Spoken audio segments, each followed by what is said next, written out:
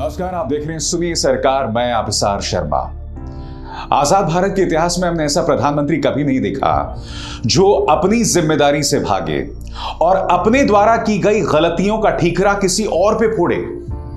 मैं बात कर रहा हूं राष्ट्रपति के अभिभाषण पर कल जो प्रधानमंत्री ने देश को संबोधित किया, उस पूरे भाषण में वो सिर्फ और सिर्फ कांग्रेस पर हमला बोलते रहे, नेहरू को याद करते रहे, उस कांग्रेस पर हमला बोलते रहे जो कांग्रेस 55 सीटों पर सिमट गई है। मगर सबसे शर्म की बात यह कि उन्होंने कोरोना की पहली और दूसरे लहर में जो देश की जनता ने बेतहाशा समस्याओं का सामना किया था, उन जख्मों को फिर से हरा कर दिया है। दोस्तों, सबसे पहले मैं आपको बतलाना चाहूंगा कि प्रधानमंत्री नरेंद्र मोदी ने महाराष्ट्र की सरकार पर हमला बोलते हुए कहा कि महाराष्ट्र की सरकार ने श्रमिकों को जो है रेलवे स्टेशंस भेज दिया और कहा कि तुम जाओ बिहार, जाओ उत्तर प्रदेश और वहां जाके कोरोना फैलाओ। यानी कि उनका यह कहना था कि मजदूरों के जरिए कोरोना तमाम जगहों पर फैला। सबसे पहले यह गलत बात। दूसरी बात जो उन्होंने कही कि कांग्रेस ने मजदूरों को जानबूझकर अपने अपने राज्यों में ढकेल दिया क्योंकि वो उसका सामना नहीं कर पा रही थी। तो प्रधानमंत्री, मैं आपको बतलाना चाहता हूं, सुनिए, आप खुद जब एक गरीब महिला से बात कर रहे थे और आप इस बात पर इतरा रहे थे कि केंद्र सरकार ने श्रमिक ट्रेन शुरू की और उन श्रमिकों को उनके शहरों, उनके राज्यों में भेजा। सुनिए आप इस गरीब महिला से क्या कह रहे हैं, आप शायद ये भूल गए होंगे। सुनिए। ये लॉकडाउन के समय आप कहां थी? यहीं थी या कहीं बाहर थी? नहीं, दिल्ली में थे। दिल्ली में थी? अच्छा, तो फिर क्या हुआ बताइए जरा। दिल्ली में थे, मेरा हस्बैंड का काम बंद हो गया लॉकडाउन की वजह से। फिर स्पेशल ट्रेन पकड़ के हम गांव आ गए। तो वापस कैसे पहुंचे आप? स्पेशल ट्रेन से आए हैं। अच्छा, वो श्रमिक ट्रेन मिल गई आपको? हाँ। अच्छा, तो रास्ते में कोई दिक्कत हुई क्या? नहीं, कोई दिक्कत कोई दिक्कत नहीं हुई? नहीं। आपकी कोई शिकायत नहीं है मेरे लिए? हैं? कुछ तो होगी, आप बताती नहीं हो कि मोदी जी ने ऐसा क्या कर दिया, देखो हमको दिल्ली से घर आना पड़ा। हैं? ऐसा नहीं लग रहा है ना?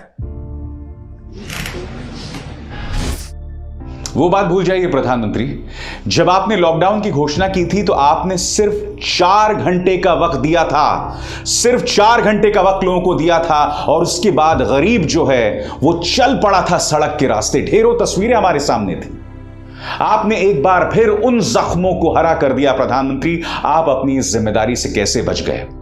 अब मैं आपको बतलाना चाहता हूं दोस्तों, यह है तेलंगाना के चीफ मिनिस्टर केसीआर का बयान और यह बयान जो है उन्होंने दिया था 30 मार्च 2020 को।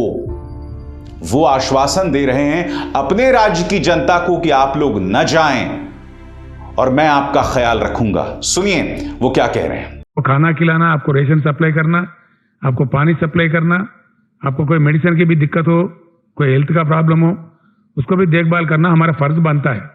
आप हमारे पास हमारे राज्य के विकास के लिए, हमारे राज्य के लिए सेवा करने के लिए आए हैं, इसलिए हम आपको हमारे भाई बंधु, हमारे बेटे समझते हैं। आप किसी चीज की फिक्र ना करें। एक एक आदमी को आपको तेलंगाना में रहिए आराम से। आप अपने राज्य को जाने का उतना ज्यादा फिक्र मत कीजिए। जब तक भी आप रहेंगे, चाहे कितना भी राशि खर्चा करने पड़े, आपको हम अपने फैमिली मेंबर के जैसे देखेंगे। बताइए प्रधानमंत्री, उस वक्त इस तरह की अफरा तफरी हो गई थी। हां, श्रमिक पहुंच गए थे मुंबई के स्टेशन, मगर यह बतलाइए कि 4 घंटे का लॉकडाउन, सिर्फ 4 घंटे का वक्त किसने दिया लॉकडाउन के लिए? बताइए, क्या आपने मजदूरों, श्रमिकों को वक्त दिया? और फिर वो बेबस मजदूर निकल पड़ा था। और फिर हम नहीं भूल सकते वो हादसा जिसमें मजदूर जो हैं वो पटरी पर लेट गए थे और फिर ट्रेन उनके ऊपर से निकल गई थी। उसकी जिम्मेदारी किसकी है बताइए? इस लॉकडाउन की घोषणा की किसने थी? बगैर किसी से सलाह मशवरा किए इस लॉकडाउन की घोषणा की किसने थी? अरे ये तो नोटबंदी नहीं था ना कि आप रात को 8 बजे आए, अचानक आप नोटबंदी का ऐलान कर दें। यहां तो आपको सबको विश्वास में लेना चाहिए था, और अजीबोगरीब बात कि आप ठीकरा विपक्ष पर फोड़ रहे हैं। सुनिए उन्होंने कांग्रेस पर किस तरह से हमला बोला।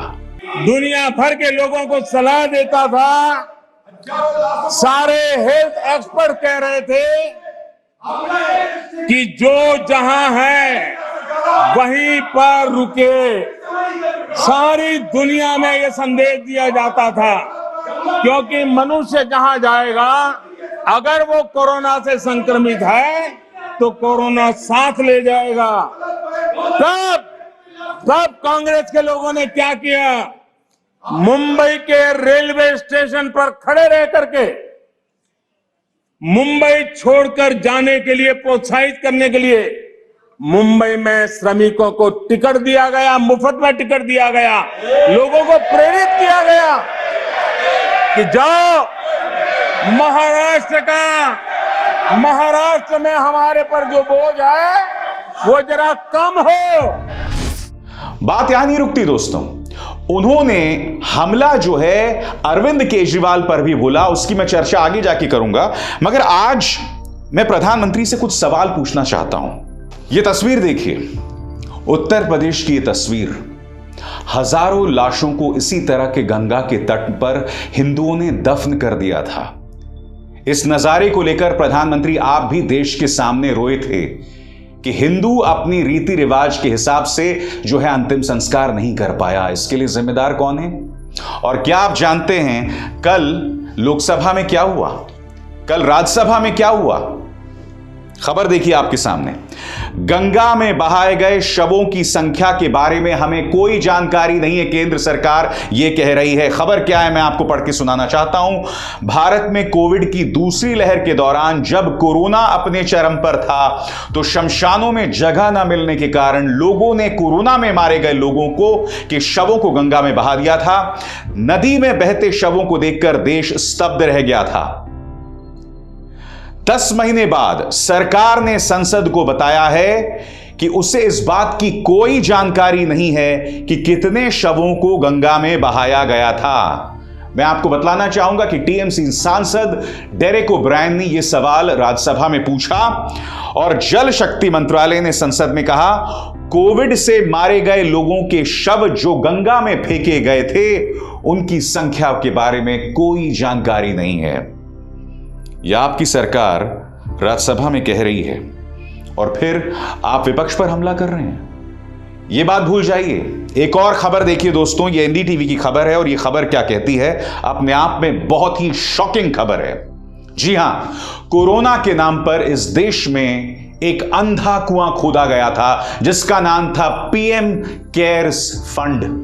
वो पीएम केयर्स फंड जिसके बारे में आप आरटीआई के अंतर्गत जानकारी हासिल नहीं कर सकते। एनडीटीवी ने पूछताछ की है और उसके मुताबिक मार्च 2021 यानी कि 1 साल पहले मार्च 2021 तक 10,990 करोड़ कोरोना के लिए जो है पैसे इकट्ठा किए गए और उनमें से सिर्फ 3,976 करोड़ रुपए जो है खर्च हुए हैं। यानी कि मोदी सरकार 60% पैसे पर बैठी हुई है। तो कोरोना को लेकर कोई पारदर्शिता नहीं है, सिर्फ और सिर्फ विपक्ष पर आप हमला कर रहे हैं। गंगा में कितनी लाशें बहाई गई हैं आपके पास कोई जानकारी नहीं है। आपने जो पीएम केयर्स फंड शुरू किया उसका सिर्फ 30% आपने हिस्सा खर्च किया, 60% पर अब भी आप बैठे हुए हैं। मुझे बताइए ना, क्या आपके पास अधिकार रह जाता है कि आप विपक्ष पर हमला बोलें? और आप जो ये बात बोल रहे हैं कि कांग्रेस ने लोगों को रेलवे स्टेशन पर लाकर छोड़ दिया, और जब आप ये बात कह रहे हैं कि हमने कहा लोगों को लोग जहां रुके हैं वहां रुके रहें, तो ये 2 खबरें देखिए एक के बाद एक। पहली खबर, राजस्थान के कोटा से करीब 6,000 विद्यार्थियों को मुख्यमंत्री आदित्यनाथ बसें भेजते हैं। इस खबर को आप कैसे भूल गए? इसके अलावा इस खबर को देखिए, मध्य प्रदेश के अंदर 2,717 छात्रों को कोटा से लाया गया था। ये दोनों राज्य भाजपा शासित राज्य हैं। प्रधानमंत्री, आप देश को ऐसे गुमराह कैसे कर सकते हैं? कायदे से मुझे यह कहना चाहिए, प्रधानमंत्री आप देश को झूठ कैसे बोल सकते हैं? आप संसद के अंदर खड़े, आप संसद की एक मर्यादा होती है और देश को आप गुमराह कर रहे थे। और यही नहीं दोस्तों, यह मौका, यह मंच बन गया विपक्ष पर हमला करने के लिए। आप अपनी नाकामियां नहीं छुपा सकते, आप विपक्ष पर हमला कर रहे हैं। आप देखिए, उन्होंने अरविंद केजरीवाल पर भी हमला बोला। और माननीय अध्यक्ष जी, उस समय दिल्ली में ऐसी सरकार थी, दिल्ली में ऐसी सरकार थी जो है, उस सरकार ने तो जीप पर माइक बांध करके दिल्ली की झुग्गी झोपड़ी में गाड़ी घुमा करके लोगों को कहा संकट बड़ा है, भागो, गांव जाओ, घर जाओ। और दिल्ली से जाने के लिए बसें दी, आधे रास्ते छोड़ दिया और श्रमिकों को लिए अनेक मुसीबतें पैदा की। इसके जवाब में अरविंद केजरीवाल ने क्या कहा आपकी स्क्रीन पर? प्रधानमंत्री जी का यह बयान सरासर झूठ है। देश उम्मीद करता है कि जिन लोगों ने कोरोना काल की पीड़ा को सहा, जिन लोगों ने अपनों को खोया, प्रधानमंत्री जी उनके प्रति संवेदनशील होंगे। लोगों की पीड़ा पर राजनीति करना प्रधानमंत्री को शोभा नहीं देता। और दोस्तों, बात यहां नहीं रुकी। मुख्यमंत्री आदित्यनाथ भी अरविंद केजरीवाल से भिड़ गए। क्या कहा मुख्यमंत्री आदित्यनाथ ने, वो मैं आपको पढ़ के सुनाना चाहता हूं। सुनो केजरीवाल, जब पूरी मानवता कोरोना की पीड़ा से कराह रही थी, उस समय आपने उत्तर प्रदेश के कामगारों को दिल्ली छोड़ने पर विवश किया। छोटे बच्चों व महिलाओं तक को आधी रात में उत्तर प्रदेश की सीमा पर असहाय छोड़ने जैसा अलोकतांत्रिक और अमानवीय कार्य आपकी सरकार ने किया। आपको मानवता द्रोही कहें या ... अब इसके जवाब में अरविंद केजरीवाल क्या कहते हैं आपकी स्क्रीन पर। अब यहां जो तू तड़ाक में बात होने लग गई है। सुनो योगी, आप तो रहने ही दो। जिस तरह उत्तर प्रदेश के लोगों की लाशें नदी में बह रही थीं और आप करोड़ों रुपए खर्च के टाइम मैगजीन में अपनी झूठी वाहवाही के विज्ञापन दे रहे थे, आप जैसा निर्दयी और क्रूर शासक मैंने नहीं देखा। यकीनन अरविंद केजरीवाल से कुछ गलतियां हुई थीं, मगर उत्तर प्रदेश की जो हालत थी, मैं उसका खुद गवाह था। क्योंकि जब कोरोना की दूसरी लहर आई थी, तब मैं अपने सोशल मीडिया हैंडल से लोगों की मदद करने की कोशिश कर रहा था। और मैं जानता था कि बड़े बड़े शहरों में, चाहे आगरा हो, चाहे लखनऊ हो, चाहे नोएडा हो, इन तमाम शहरों में क्या हालत थी। कोई अस्पताल वाला अगर ऑक्सीजन को लेकर शिकायत करता था तो उस पर एफआईआर दर्ज हो जाता था। लखनऊ की ऐसी मिसाल थी। मैं नहीं भूला हूं आगरा की वो घटना जिसमें एक अस्पताल वाले ने मॉक ड्रिल के तहत ऑक्सीजन जो है वो काट दी, क्योंकि वो लगातार लोगों से कह रहे थे कि आप जो हैं अपने रिश्तेदारों को लेकर बाहर जाएं। और वो वीडियो आया था दोस्तों, जिसमें वो खुद अस्पताल का मालिक कह रहा था कि उसमें कई लोग निपट गए जैसे ही हमने ऑक्सीजन जो है बंद की। और ये तस्वीर एक एक करके देखिए मुख्यमंत्री आदित्यनाथ, ये हालत थी कानपुर, लखनऊ, बनारस, तमाम जगहों की। गंगा का तट लाशों से पटा पड़ा था। और आप क्या कर रहे थे? आप बैनर्स लगा रहे थे शमशान घाटों के आसपास कि इन तस्वीरों को ना दिखाया जाए, दुनिया जो है उन तस्वीरों को ना देखे। जनता के लिए तो आप कुछ नहीं कर पाए, मगर ये तमाम चीजें की जा रही थीं। कितने शर्म की बात है। और जब तू तड़ाक चल ही रहा था तो संजय सिंह ने भी उन पर हमला कर दिया। अब सुनो योगी वो क्या कह रहे हैं, आप सुनिए। और योगी जी के किस बयान का जिक्र किया जा रहा है, आप भी खुद सुन लीजिए। इसके वैज्ञानिकों का अभिनंदन करता हूं। क्या करते हो? खैर, जब आपा खो जाते हैं लोग तो अक्सर इस तरह के शब्द उनके मुंह से निकल जाते हैं। मगर यह शब्द जिसका इस्तेमाल मुख्यमंत्री आदित्यनाथ ने किया वो तो बहुत कम है जिस तरह की पीड़ा से उत्तर प्रदेश की जनता उस वक्त गुजरी।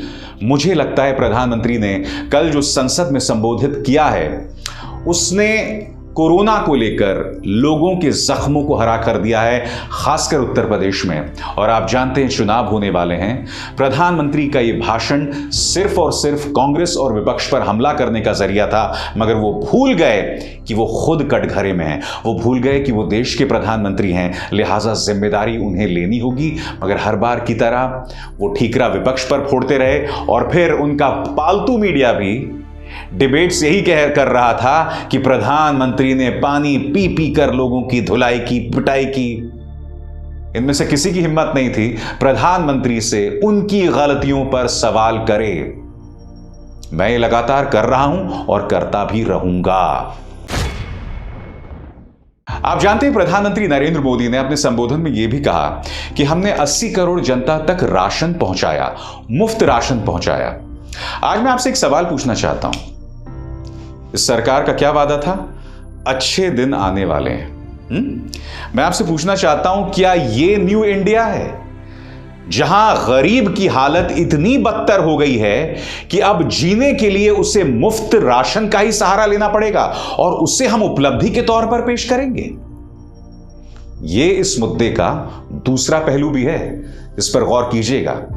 प्रधानमंत्री गरीब की बेबसी को एक उपलब्धि बता रहे हैं, एक बहुत बड़ा अचीवमेंट बता रहे हैं। इस पर गौर कीजिएगा। यह है प्रधानमंत्री नरेंद्र मोदी के नेतृत्व का न्यू इंडिया। कितने शर्म की बात है। नमस्कार।